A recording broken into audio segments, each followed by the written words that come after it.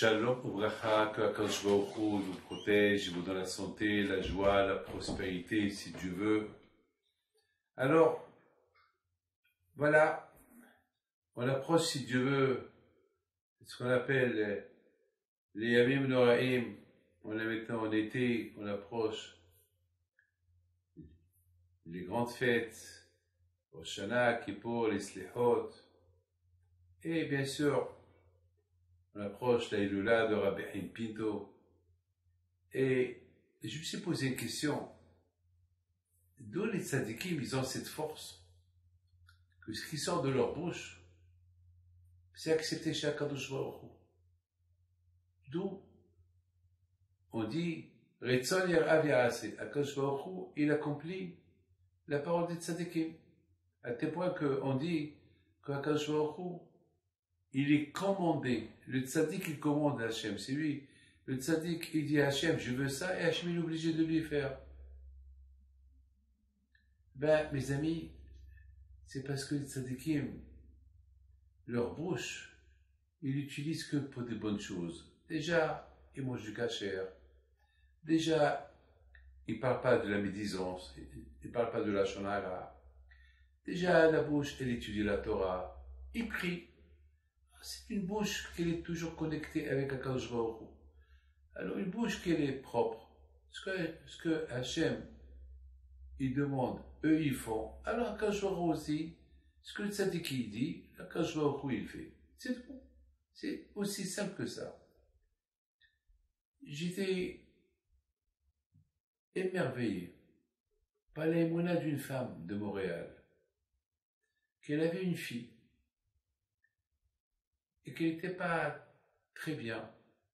Et bien sûr, un an et demi de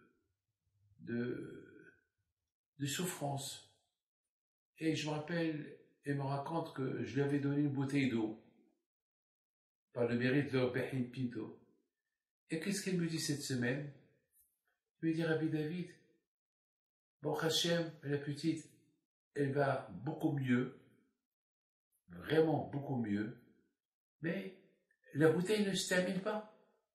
Cette bouteille-là, toujours, il reste un fond. L'émouna. Elle me dit, toujours, il reste un fond dans cette bouteille. Je ne comprends pas. Il n'y a rien à comprendre.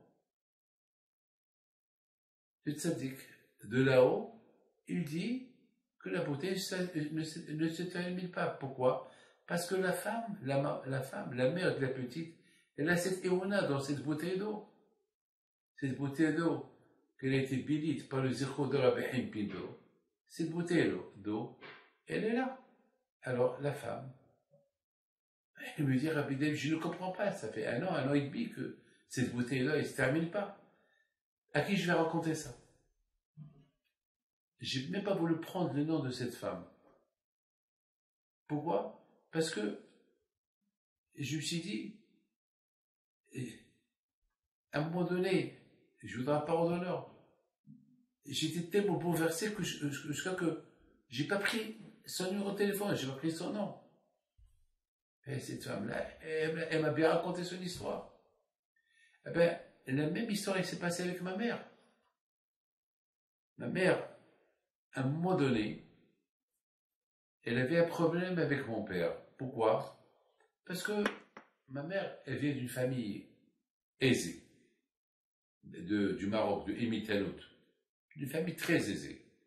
Et voilà, mon père, il était rabbin, il sortait pas de la maison, il bénissait les gens à Essaouira. Et les gens, ils venaient chez mon père pour allumer la veilleuse. Il y a ceux qui laissaient de l'argent, il y a ceux qui laissaient... Mon père, vraiment, il vivait vraiment, vraiment avec beaucoup de misère. Et il n'avait pas d'argent pour acheter les meubles. Et il n'y avait pas de meubles, il n'y avait rien à la maison, c'était vide. Alors un jour, ma mère, elle dit à mon père, attends, je ne peux pas vivre dans cette maison où il n'y a rien. Les sommiers sont cassés, la table elle est cassée, les chaises ils bougent. Attends, il faut, je peux pas, j'ai honte de cette maison, il n'y a rien. Et mon père ne savait pas quoi lui répondre. Ma mère, elle a fait la tête à mon père. Et l'histoire, elle est extraordinaire. Que ma mère, le soir, elle trouve une pièce d'argent. Elle a cru que c'est mon père qui lui a donné la pièce d'argent. Mais étant donné qu'elle, elle ne parle pas avec mon père, alors elle a cru que c'est mon père qui lui a donné une pièce d'argent. Bon, elle prend la pièce, elle la met de côté.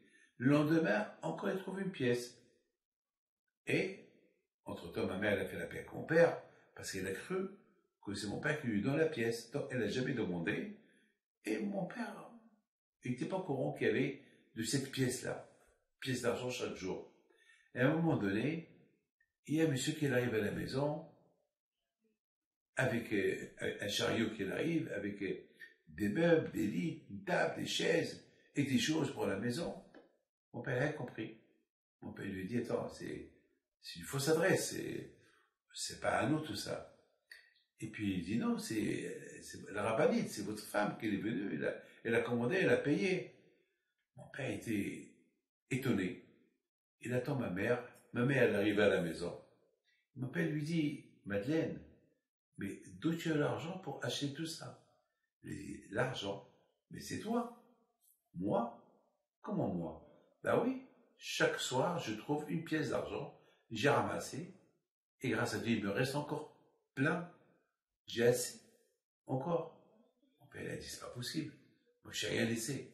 Et là, ma mère, elle lève le ton, elle s'énerve. Elle dit à mon père, ah oui, ma mère, c'est une Marrakchi. Elle dit à mon père, mais attends, tu me prends pour qui? Moi, je vais te mentir. Comment? Alors, ma mère, au départ, elle a cru que mon père, il rigole. Non, il rigole pas, c'est pas lui. Alors, les deux, ils ont décidé, on ferme la porte.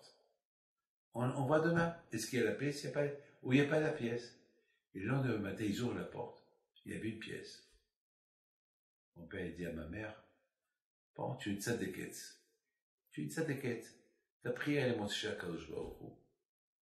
Mais, c'était le dernier jour qu'elle a trouvé la pièce.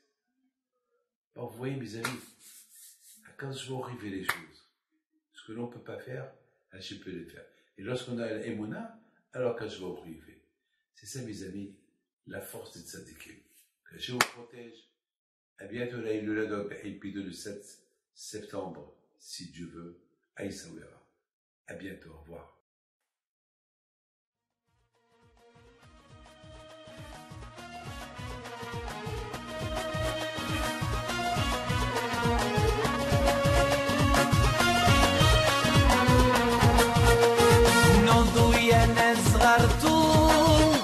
على ربيع حيم بنتو وقف لنا زي خود